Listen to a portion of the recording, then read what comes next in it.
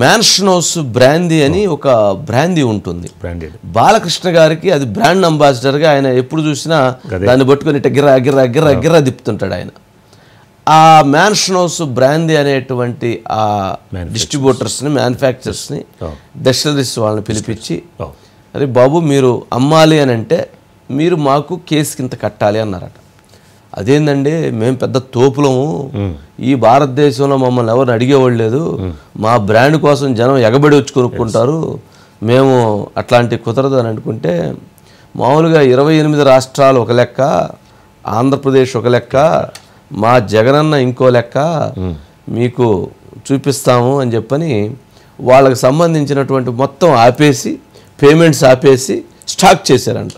వాళ్ళు దాంతో ఇదేంటి అసలు ఎప్పుడు లేదని వాళ్ళు 10 మంది దగ్గర పోయి కలవాలని చూస్తే, మిమ్మల్ని ఎవరినైతే చెప్పామో వాళ్ళనే కలవండి, వాళ్ళతో సెటిల్ చేసుకొని రండి. వాళ్ళకు ఒక వారం 10 రోజులు తిరిగిన తర్వాత అర్థమైపోయిందంట, ఎవరి దగ్గరికి పోయినా వెళ్ళండి.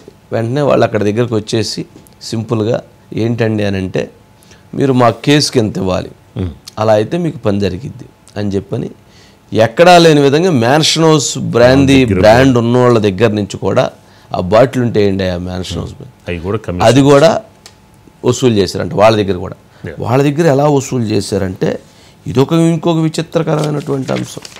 ఇందుట్లో వాళ్ళ దగ్గర నుంచి వాళ్ళు చాలా వరకు, ఇది ముంబై తిలక్ నగర్లో ఇది హెడ్ క్వార్టర్స్. దీన్ని ఏపీలో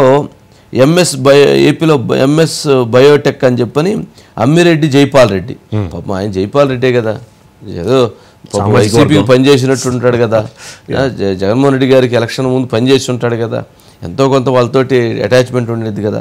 ఆ జైపాల్ రెడ్డిని కూడా బెదిరించి 280 కోట్ల రూపాయలు మ్యాన్షన్ హౌస్ బ్రాందీ వాళ్ళ దగ్గర నుంచి వసూలు చేశారంట 5 ఇయర్స్లో.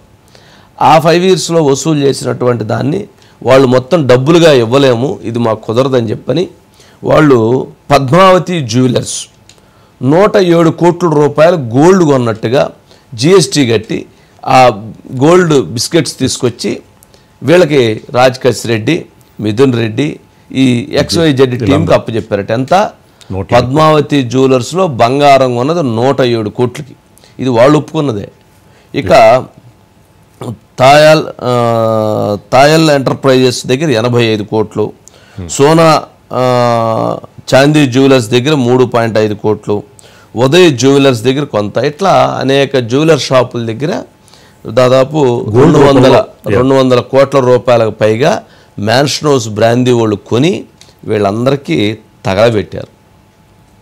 మ్యాన్షన్ హౌస్ బ్రాందీ వాళ్ళు ఇది విత్ ఎవిడెన్సెస్ తోటి ఎవరు ఎక్కడ ఎలా కొన్నారు, ఎట్లా దీన్ని డబ్బులు డ్రా చేశారు, ఎట్లా ఇచ్చారు షాపులు వాళ్ళకి అని సిట్ ఎంక్వైరీలో తేలినటువంటి మరొక అంశం.